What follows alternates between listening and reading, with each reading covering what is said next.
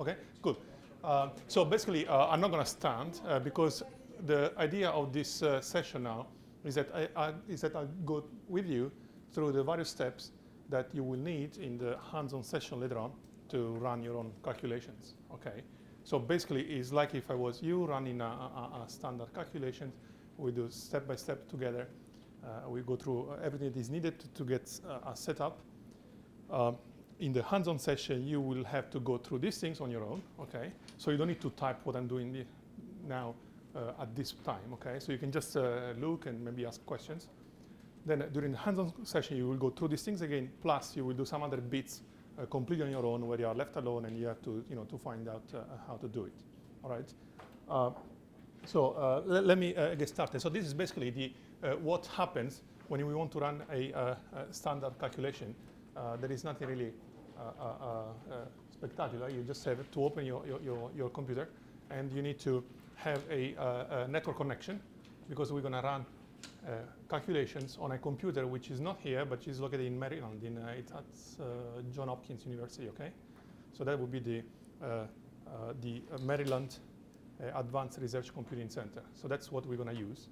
All right. I will give you a few more details on that in a few seconds. So now what we're going to do is to go through the basic steps and see how we can manage to get access. So you all need to have wireless access to the local network. That's just need to go outside of this university. Okay. And you don't need to do anything now again, so just focus on what I'm saying, and then you will have this PDF file. So what I'm showing there is basically you have the PDF, the link to the PDF. You should have downloaded that already. And this is what you find in this printout. So more or less from half of it, you will find these pages. Okay. So the first step, and this is basically a painful step, which is done only once in your life, which is basically to try to connect to the supercomputer. So we will discuss a procedure which is essentially valid for users of Linux, Unix laptops, and Mac. For those who are using Windows, what we're going to do in the hands-on session, we're going to form a separate group. There are a few extra steps needed, which is even more painful. But since not everybody is using Windows, I mean, we will do something separate for that. Okay, it requires another, let's say, extra 10 minutes. So in practice, what we need to do is to connect to this machine. There is a secure connection. And as of now, actually, maybe just a few weeks ago, in this computing center, they started a new procedure, basically a new authentication procedure, which is more complicated than usual. Okay, so in fact, to me, it's the first time that I use that, in the sense that in every computer I use in my life, I've never seen this. So this is called a two-factor authentication. It's, let's say, a way to be more secure. Since we are recorded, I cannot say what I think about that. But basically, it is based on the fact that you need to have a username, of course, that you got from the Supercomputing Center, a password, and that's something you remember. And then there is something that you have to own. So that's a phone, okay? So if you don't have your phone with you, you cannot log in onto the machine today. So the way it works, I mean, to set it up, that I did it already on my computer, so I don't need to do it now, but I'm showing you what you will have to do in half an hour. Basically, you need to find an app which is called the Google Authenticator. So this thing on the screen, okay? So if you go to the Play Store or something, you type Google Authenticator, you will find this thing. Then you will need another app which is called a barcode scanner. So if your cell phone can already scan barcodes, that's fine. You don't need that. And basically, the idea is that you install this Google Authenticator. Okay, so that takes 2 clicks, and then you will need to go to this page.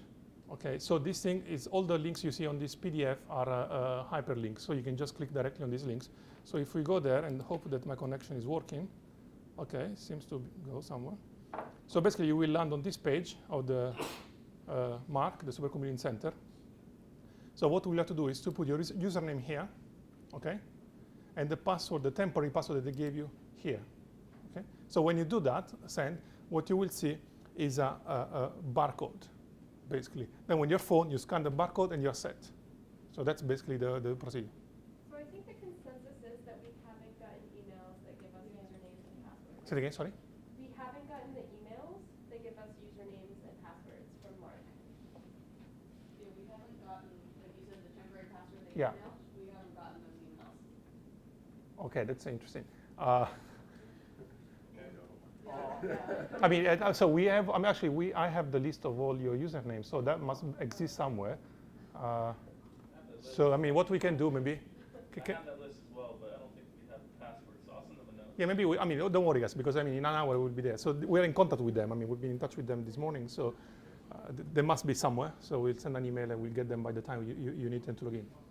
Okay. So basically, once you do that, believe me, you will find a barcode. You scan it, and then you basically will find something which looks like that. Sorry. So you will end up. So in your app, you will basically, if you open this authenticator, you have two choices. So you can actually try to connect using scanning a barcode. After you do that, it's all automatic, and basically your phone will generate a number like that. So basically, if I use my phone now and I basically have an app, which is the authenticator. If I go here, I see a code inside that. So this code basically, so this thing here is a timer. It expires and it generates a new code every, I don't know, 30 seconds or something. So while the code is there, you can use it to log in into the machine, all right? So that's the way we log in. I'm sure it's going to be a tragedy for everybody, but we're going to deal with that in the next 40 minutes, okay? So let's assume that this is done, and then we need to discuss something for Windows. But let's assume this is done. So the way it works, basically, is that we need to be able to access a terminal, okay? So opening a terminal in Linux and Mac is trivial, okay? You can have some icons to do that. In Windows, it's a bit more tricky. So let's assume that we've sorted this out and we have a terminal. So somewhere where we can, type things, see the list of files, things like that. So from this terminal, what we do is to connect to the remote machine, all right? So the way to do that is by establishing something called a secure shell connection, all right? So now I'm going to use quite a few commands that some of you might not have ever seen, but don't worry, I mean, that's the way to learn. So everything is in the PDF file. So if you forget, we'll just go to the PDF file and see what it is. So here, I go at the beginning of this tutorial. So this is tutorial 1.1. So what we need to do is to establish a connection, is to type SSH, secure shell. -X will allow us to see graphics as well. This thing in blue is the name of the machine. So that's not the supercomputer, but that's the login node. So there is a computer which is dedicated to accepting basically incoming connections. So -L is minus the login name. So this flag is login name, and this is basically the login name that they gave me from the supercomputing center. So each of you has a login name, and that will be associated with a password. Okay. So in order to connect, we need to type this thing. So since I'm lazy, I'm just going to copy and paste, and you can do the same if you like. For every command that you see here, you can just copy paste if you don't want to type it, although typing is a good thing to do practice. So if I do that, hopefully it will ask me for a verification code, which is this number. Okay. So I'll try to type it. If it's okay, you're asking for my password. And now I managed to log in. Okay, that's already a lot. Now, so this is much, much more than what I was expected to do today. So I mean, I guess we can go for a vacation now. Right. So basically, if you log in, you will see something horrendous, which looks like this. Basically, that's going to be your username at, at this login node. Then there is a tilde, bracket, something which I really don't like, because there you will have the directory where you are in. They will squeeze a lot of stuff into this prompt. And typically, I like to change my prompt to make it slimmer. So my prompt looks like that, okay? Just $1. So to remind me that I can type something there. To do that, what I want you to do is to basically copy and paste this brutally on this terminal, okay? I will explain what it is, but you don't need to remember the details. This is just something we do once, and we forget about it at every other, afterwards. So this command is just saying, put everything that follows the first line into a file called .bashrc, okay? So everything which goes here until this keyword, end of file, EOF, goes into a file which is called .bashrc, okay? I did that already before coming here, and basically if I look inside my directory, I have this file which basically has these things that you see on this page, okay? So what these keywords are. So the first two are just something that I like. So you may want to use them, you may want to change them. These are called aliases. They are very common in Unix environments. So if you want to, for instance, clear the screen, so this is a mess, you want to see something, you want to clear, you have to type clear. When you have an alias, basically that allows you to redefine every word, with any other meaning. So in this case, for instance, I'm saying that I want the character C to mean clear. So if I do that, C is done. So that's just a quicker way to navigate around the system instead of typing everything. Now, the other things that you see here are something that you absolutely need to have in your system. This is something specific to the machine, and is a way to tell the machine that for what we need to do, we need to have available some software modules. So the first one is a fast Fourier transform, which is a numerical library. Okay. The second one is a XCrisDen, is a visualization software which we will be using, I think, on Wednesday. And then GNUplot, I don't know if you heard of it, is basically something to draw, diagrams, simple functions to visualize data in a very simple way. Okay. The last thing is OpenMPI, which is essentially the engine which allows us to run a calculation over multiple CPUs. So these kind of things, I mean, they seem a bit boring, but you worry about that once and then you forget about it. And typically, these things are sorted out by talking to the supercomputing manager. So when I started using this machine to test it a bit, none of that was in place. So I was just on the phone with the guys at Mark, and we figure out together what that is. So whenever you move to a new supercomputer, suppose you have accounts when you go back to your universities, they will be able to tell you what you need to include in this thing. So this is specific to this computer, okay? So now we can kind of forget that and continue. So what we can do basically is to now create a directory where we're gonna run everything, okay? And what I would do is to create it in a Scratch folder, which is basically a very, very large space, which is not backed up, okay? So we're going to do that in a space which is not backed up because we're going to generate a lot of garbage, basically. So we don't want to just make them back up a lot of things which are not very important. So what I'm going to do is to create this directory. So the command to do that is make directory mkdir, and then I'm going to type something like that. Let's see, is that the same? Yes. And then I want to go to this directory. The command is cd, which is a change directory. Okay. So you don't need to remember this by heart because in practice, all of this is in this PDF file. So whenever you forget something, you go back there and then you have the answer. So we do cd, Scratch, summer school. We are here. And at this point, basically, I can see how many files there are there. That can be done with the command ls, list. So clearly there is nothing because I just created this directory. Okay, so that's like creating a folder with with icons and things, but it's just looking at it from the command line. So what we want to do now is to basically try to run a calculation. You can guess that since there is nothing there, what we need is the executable, so a software which can run DFT calculations, a input file to run the calculation. So that's pretty much what we need. So let's talk about the executable first.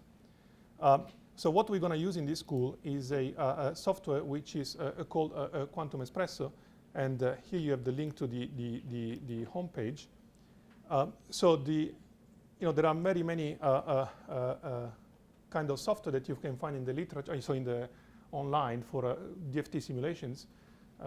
It's really up to you what you decide to use.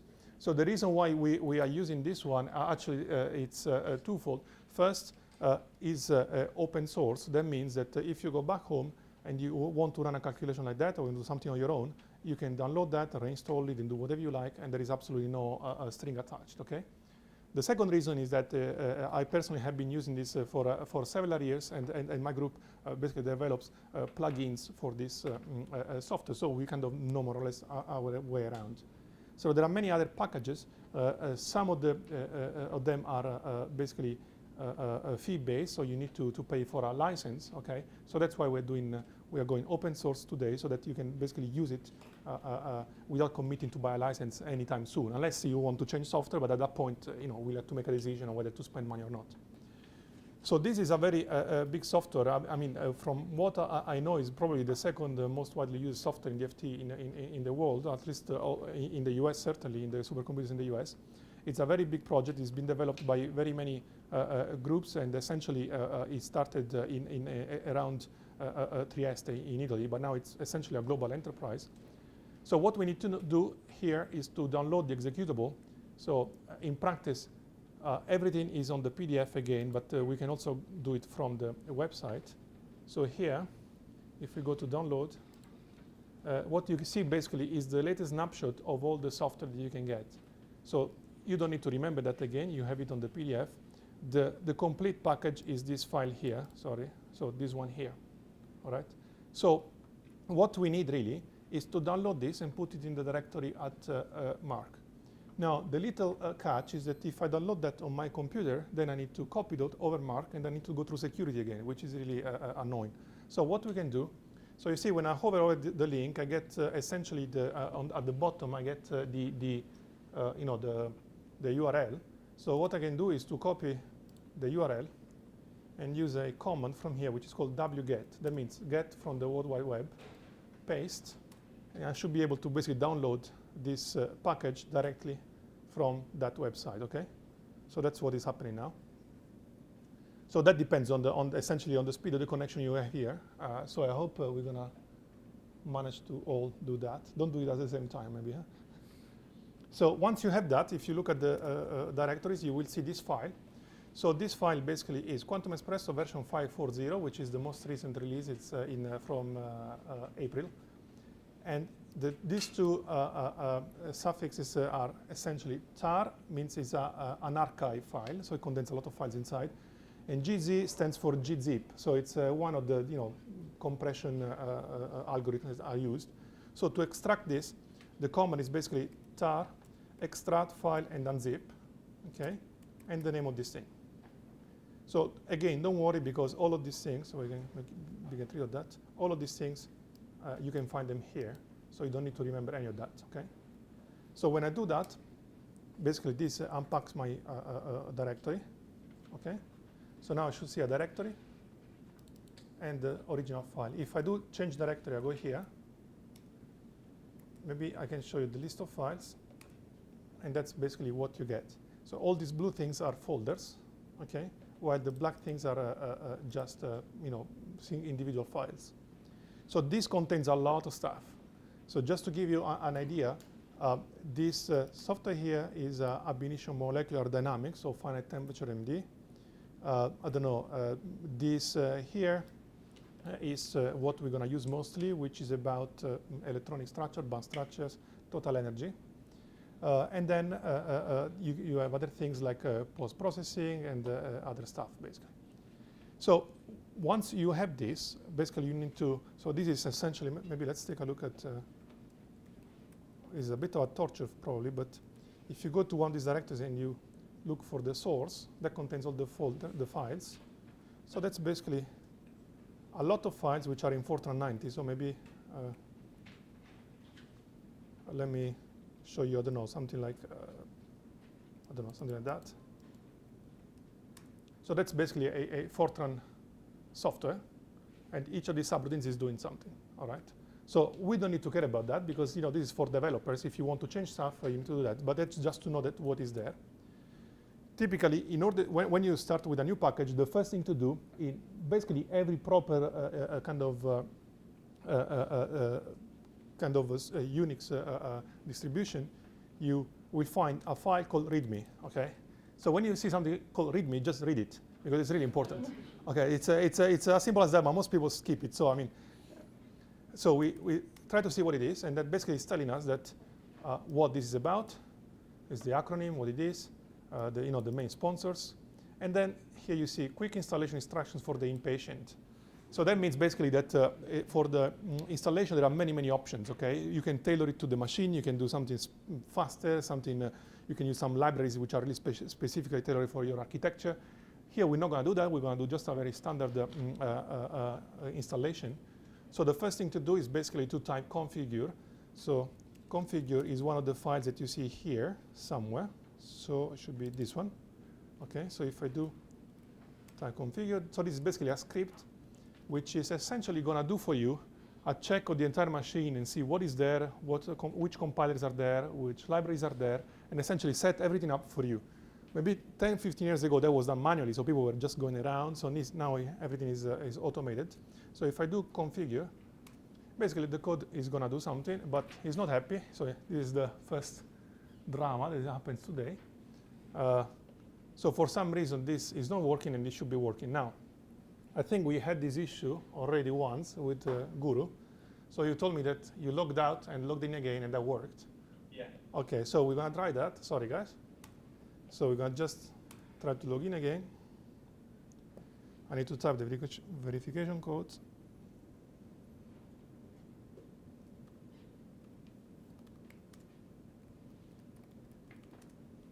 So I go back to where I was, which is Scratch, Summer School, Espresso. So I was here. So I hope now it's going to work. And it's not going to work. So since it's not working, we need to find an alternative. In practice, what we can do is I can show you what would happen if it worked. So since we were prepared to this possibility, because the chance that something works when you do calculations is pretty much 0. So I saved another version of this directory this morning, where basically I already ran the configure thing. And in practice, when you do this configuration, you should basically have everything ready for the installation. So what you should have is something called this file ready, which has all the proper libraries and paths set up. Okay. So in this case, it didn't work, so you will have to do it on your own. But in practice, what one has to do after this configure is to run a command which is called make. Okay, that basically will compile your executable. So let's try if it goes this way. So we want to make a software called PW, which is the one doing ab initio calculations for electronic structure, advanced structures, and things like that. And this is what it's doing. Okay. So basically, in this case, it went very fast. Okay, simply because I already made this kind of software this morning. Okay. So normally this make command will last about 10 minutes. So what it will do is to take every single subroutine in the folder, compile it in executable language, basically in binary files, and then when all of this is done, it will assemble everything together and put in also the libraries, the numerical libraries like linear algebra subroutines and fast Fourier transforms, parallelisms, and things like that. Okay, so that's pretty much what needs to be done. When this is done, you will see that there is a directory called bin, which is binary. In this directory, you will see a executable called pw.x. Okay, so that's what we need in order to run our calculations. Okay, now let me just tell you something more here. In principle, if you go to this machine, actually the Quantum Espresso package is already installed, okay, somewhere. So I could give you the path and tell you use that. The reason why I want you to go through the installation yourselves is that if you use something which is already there, prepared for you, the moment you go home and you change computer, you will just be lost, okay? Because everything has been done for you already. So what we are trying to see here is a way to start a calculation completely from scratch, downloading the software, downloading all the things we need, and then do it, okay, autonomously, so without having to depend on this Paradim school, basically. So that's basically the idea. So now this would be quite much longer, so you will do it on your own later. But essentially, the final result is that you will have this software. So what we can do is to now have this software and copy it where we need it. So I was here. Let's create a directory called tutorial 1.1. I go here, and then I want this executable. So when I do double dot, it means go up one level in directories. So it was here, bin pw.x. And this basically means copy this file here, okay, this thing, in the current directory. That's what it means. So here now I should see this executable. And that's basically the first thing we need. Now we need another thing. And the second thing basically is the identity of the atom that we want to study in an example. So since we discussed silicon this morning, we're going to do the first example on silicon as well. Okay. So tomorrow we'll discuss. Today I told you that when we counted how many points we need for the wave function, we counted only the valence electrons. Okay. So we discarded the core electrons. That's an approximation which is not something that I made up. It's something that is used very much, and is basically freezing the core electrons together with the nucleus and just describing the valence. When you do that clearly, that means that every nucleus is not created equal. It has all these core electrons specific to a given atom. Okay? So the potential that that nucleus generates is no longer the standard Coulomb potential, but is slightly different, and it's called a pseudo potential. So we will discuss pseudo potentials tomorrow in the second lecture. But since we need to start, just believe me, every atom comes with a pseudo potential, and we need a pseudo potential if you want that atom in the specific calculation. Okay? So for now, we just consider that for each atom we want to put in, we need a pseudo potential. So to get the pseudo potential, if you are really hardcore, you can try to generate one on your own, and there is some software to do that. If we are a bit more lazy, we can open basically a library of pseudo potentials on this website, and this was arranged basically conveniently as a periodic table. So basically, if you hover over these things, you find pseudo potentials for every atom. So we want silicon, so that will bring us to a page with a lot of pseudo potentials of all kinds. Okay. So these are pseudo potentials, these are pseudo potentials. Now let me just show you that for silicon we have a lot of possible pseudo potentials. Okay, so that just gives you the, idea of the complexity of these things. So each one, they should be in principle all equivalent, but they are not.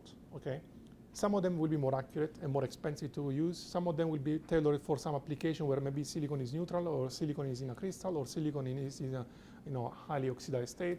So there is a bit of a kind of black magic that one does in the selection of pseudo potentials, but it's something that comes later. Typically, if you don't know anything, you just start with some pseudo potential.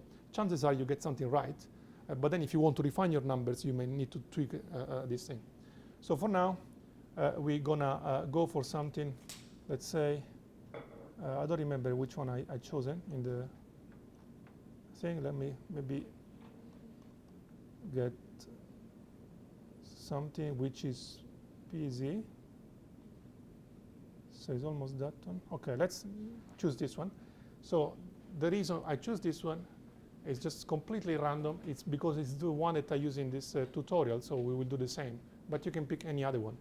So you see that by hovering over this link, I get the hyperlink at the bottom. So if I just copy that, okay, and go here, and you can do again wget, which goes on a URL and downloads the file. Okay, so that's the thing. So now I should see the new file in this directory. So if I see what is inside, basically it's a bunch of information about this atom. So that tells me the flavor of density functional theory approximation we are using. We'll discuss that tomorrow. This tells me the valence configuration, for instance, the type of generation.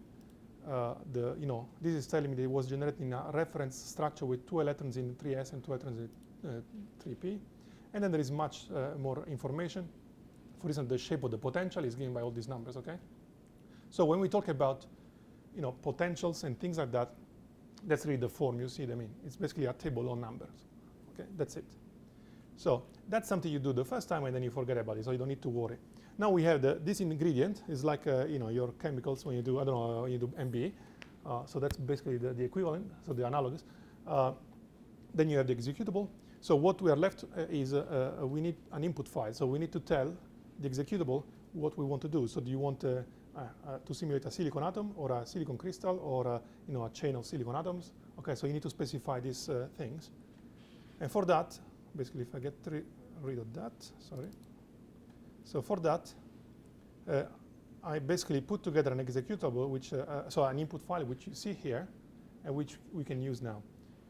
So in principle, you should type all of this by hand. Okay, so it's basically this thing and what follows down to here. So I would like you really to type it so that you can really get a feel of what is an input file. Since I'm lazy now, I'm just going to copy and paste it so that we go a bit faster. And then there is the other bit on the other page. So now I should see this file, silicon-1.input. Okay. So what is this? This is a set of input parameters which are recognized by this executable pw.x.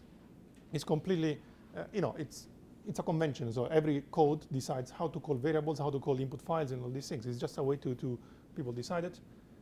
So we will learn the meaning of all these keywords in the coming days, basically. For today, we just ignore the meaning, and we just try to run a calculation to see how it goes. So in practice, very briefly, this is telling the code to run a self-consistent field calculation, like what I told you earlier. This is basically just a name you give to your calculation. You need to specify where is your pseudo potential. In this case, it's in our working directory, so it's basically here. You need to specify where you want all your output files to go. We can say they can be here. And this describes the system. So this is basically a flag which tells the system I want a FCC structure. This is the lattice parameter, 2 atoms, 1 species, and this is something we will see tomorrow, okay? Now, the atomic species are specified here, so silicon atom, atomic mass, and the pseudo potential that we have just downloaded, okay? And this is telling the system where are the atoms. So this is basically FCC structure. So this is not, and quarter, quarter, quarter in this in the primitive unit cell. And for the K points, this is something we also describe tomorrow. Okay. So for now, we just need to know that this is an input file, and we would like to try to ask the code to run this input file. As simple as that. So what we want to make sure is that we can actually get to the point of having an output file, and that everything went smoothly. So far, everything is smooth. So we have these 3 things. So executable, input, and pseudo potential. So in principle, what we should be able to do is to run it. Well, now the bad news starts. So it's not as simple as that, because we will be running on a supercomputer. So if I was doing this on my, if I was doing this on my laptop, we would be done, okay? So I would just type pw.x, and then it will ask me for the input file. That's the input file, it's done. If you run on a supercomputer, which is basically not yours, you need to basically request for resources, all right? Essentially, you need to compete for resources, and then there is a procedure to do that. So let's maybe now make a diversion and just discuss a little bit what is this supercomputer very, very briefly. So this is a link to the supercomputing center, okay? What we're going to discuss now is entirely specific to the machine you're considering. So if you run at Cornell or at Johns Hopkins, things will be different. So every machine is set up the way the managers decide to do it. So typically what one does is to go to the website of the supercomputing center and see what they are telling you to do in order to run a calculation. So just to give a bit of info, so the machine we're going to use is called Blue Crab, basically. And here you can see a bit the description of what that is. In practice, the nodes we will be using are these ones, okay? So what that is, let's read. This is basically 676 compute nodes. A node contains basically Intel CPUs, okay? Now these are each 12-core processors, okay? And as you can see here is dual socket. What that means is that there are 2 processors on this node. So that means that in each node there are 24 independent CPUs. So that means basically that if you have 24 nodes, 24 CPUs times 766, so if we do it, so that's 16,224 cores that are usable, okay? So that's basically what you get there. Now, what you can guess is that since there are many cores, probably there are also many users, okay? So let me just show you. This command tells you the state of the queue. So people essentially, so if you have a lot of users and a limited number of resources, well, you need to decide a way to distribute resources, okay? Because otherwise I could just say, okay, I want to run a calculation on 16,000 cores, which last 1 year. So, and then 100 people are going to wait for me, okay? So that's not possible. So there is basically a way to handle priorities where actually if you run too much, then basically your priority goes down so that other people can do the same. So the command queuestat tells you how many, so what are the queues and who is there. So this is basically, so you can see basically the people queuing or running. Okay, so it's quite a few people there, all right? So this means basically that one has to ask for resources and try to use or to wait. So typically for most calculations, so when you're in production mode, so if you, I mean, in my group, the students or the postdocs, if they're doing calculation, it's very typical that you set up a calculation which may last, I don't know, 4 days, suppose.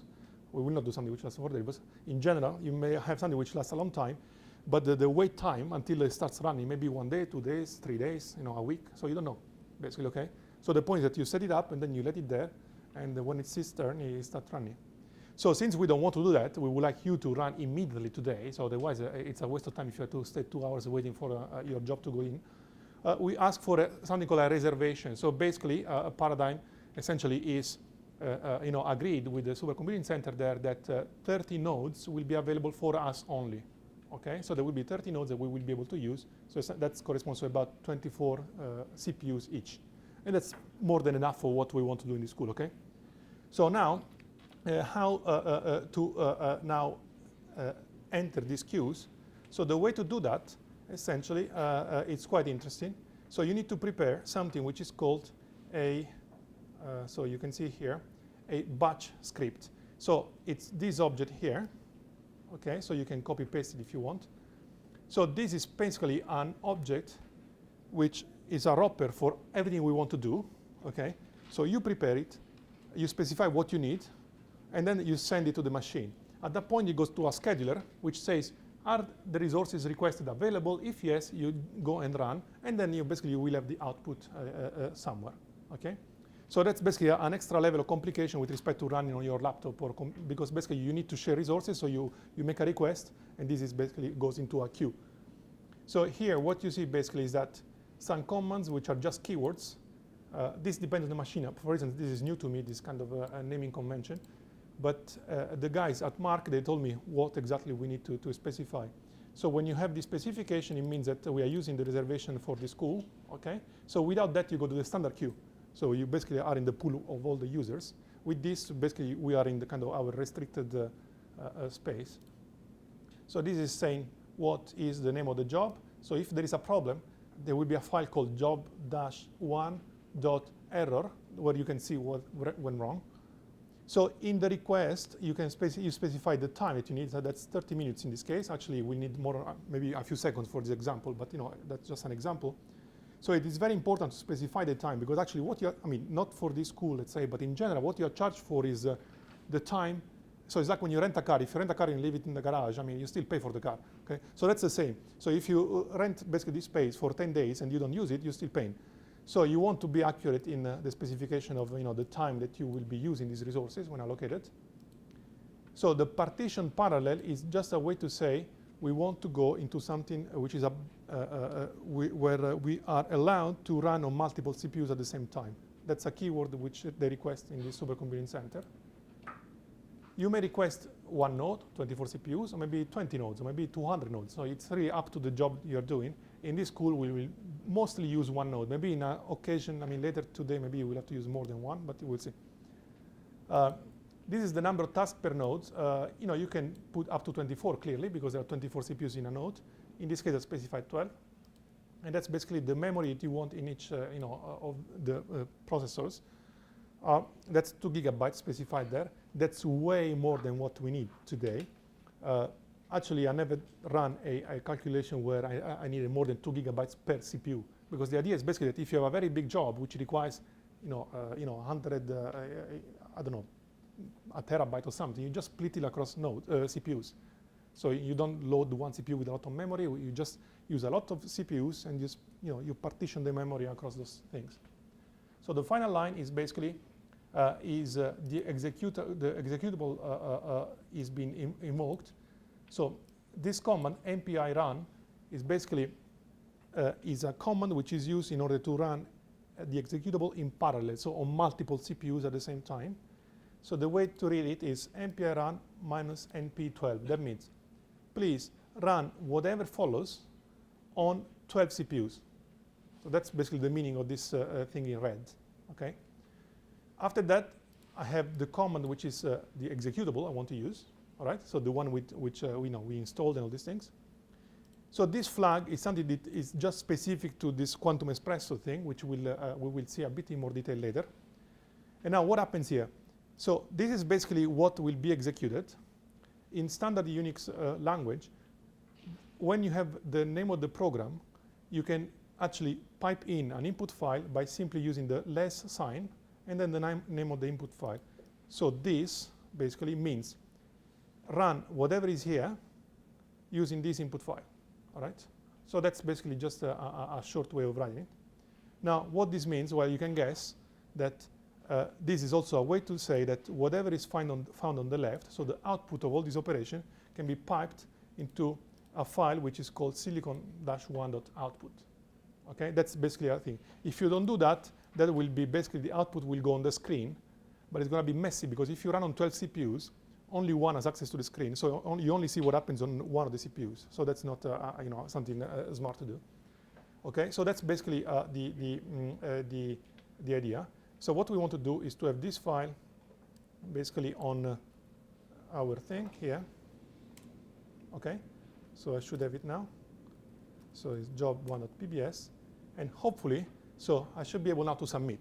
Now, we had some trouble this morning because, so I'm anticipating the fact that I won't be able to run it for the following reason. So this reservation basically, so we've been discussing that for a few weeks, and then what happens basically that, we managed to get this, and then they forgot to put my name. So basically, I'm the only one who's not allowed to run on this reservation. We discovered that like an hour ago. So I can try, but we could have an error message. Oh no, it went. Very nice. So at this point, I can check the status of the queue, but I can look at myself, and this is done with a command called qstat minus username.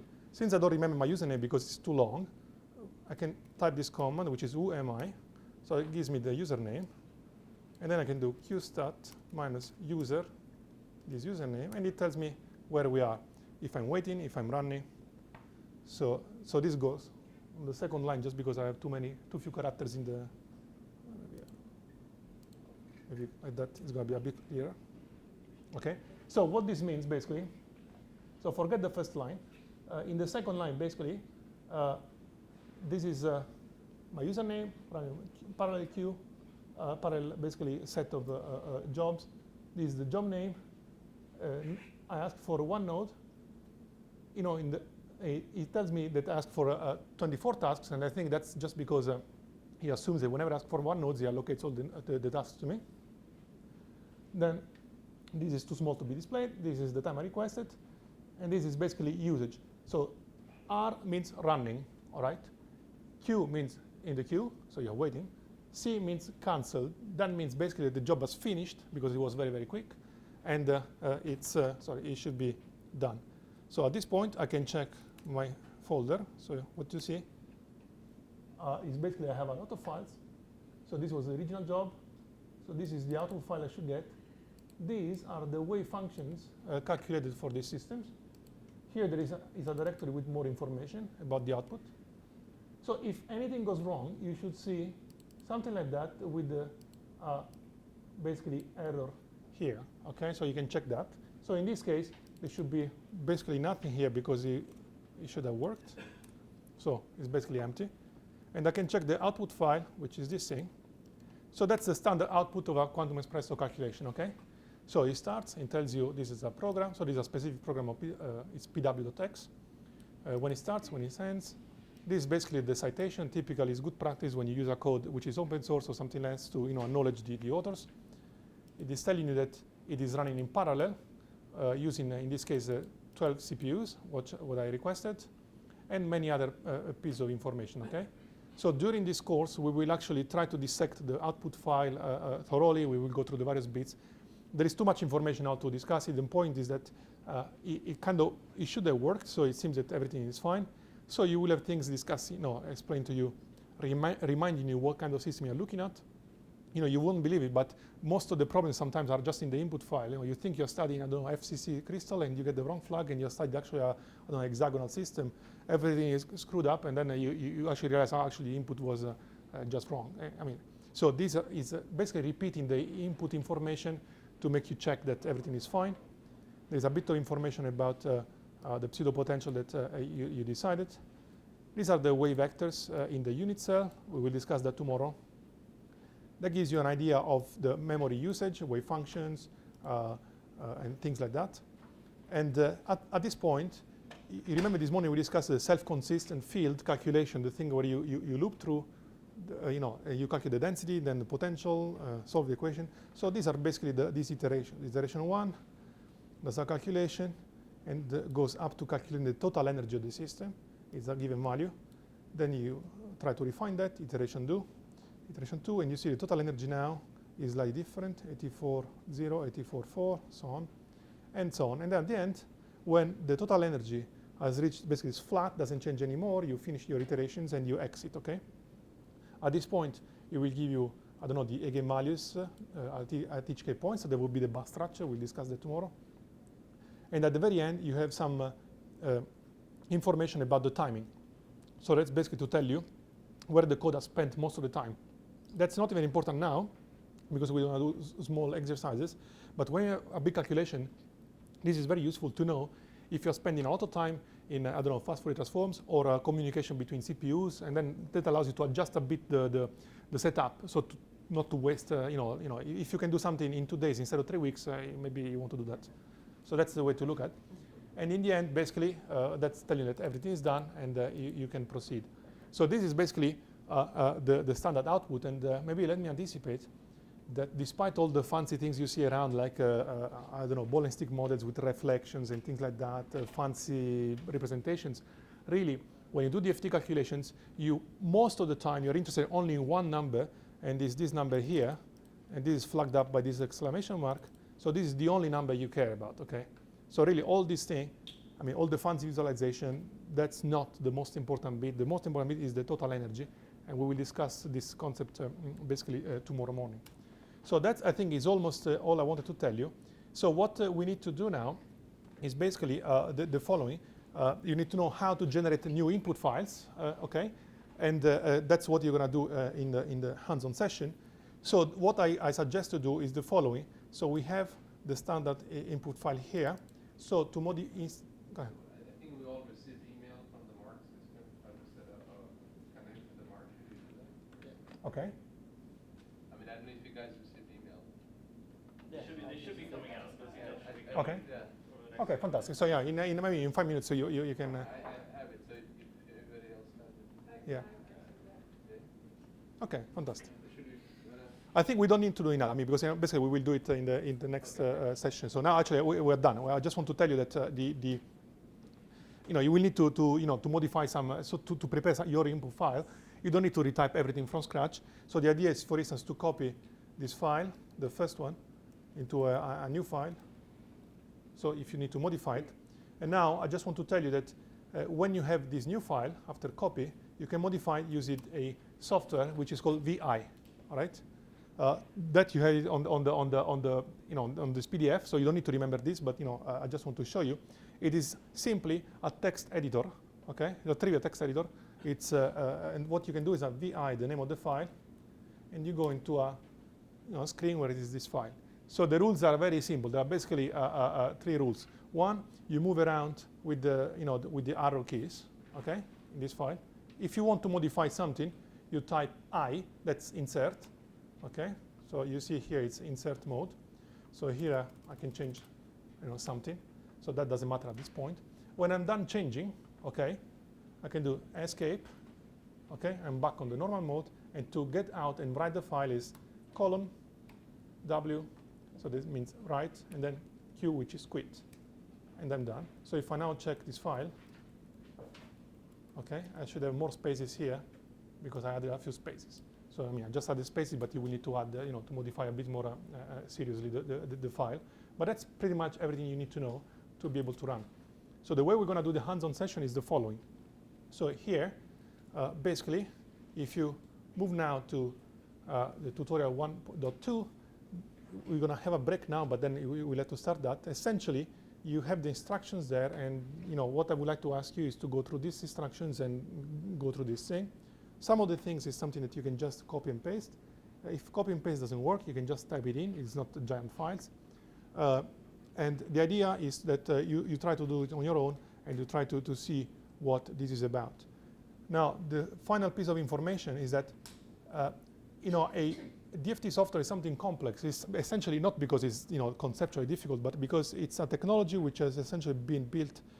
This kind of software is an evolution of something which was around since the 1980s. Okay, so there is a lot of infrastructure which was built on top of these things, many parameters, many things. So to have a complete command is going to take a long time, but it doesn't matter because what we really need to do is to learn how to navigate this complexity. So the most important friend you will have is basically the description of the input documentation. So documentation for the input file. So if you go to this link, okay, that's basically something that really I would like to see on your screens all the time this week. It's just a description of every input variable, okay? So you've seen there was a keyword control at the beginning. So, and we discussed this thing, calculation type was a self-consistent field calculation. So if you want to do other types, you click on that, and this gives you all the options you have. You can see what that is. Then you go back to top. If you want to know other things, you just click and see what that is. There is a description. There is no way of knowing all of them. There is no way of remembering all of them. The point is that the documentation is there. When you're lost, you just click on that and follow. So that's the way to learn. So there is no other way. That's the way we do also with students who are beginning a PhD with us. You just try to run something. Try to you will meet some difficulties, but you sort it out, and there's little step by step you learn. Okay. So that's pretty much it, and I think we are done with this session. So now the idea, I guess, is to have a little break, and then you can start your things on your own. Okay. And then we will be around, essentially me, Guru, and Beth down there. We will be around, and maybe answering questions, whatever. All right. Thank you, guys. So just watch the floors for chords as you get up and walk around now.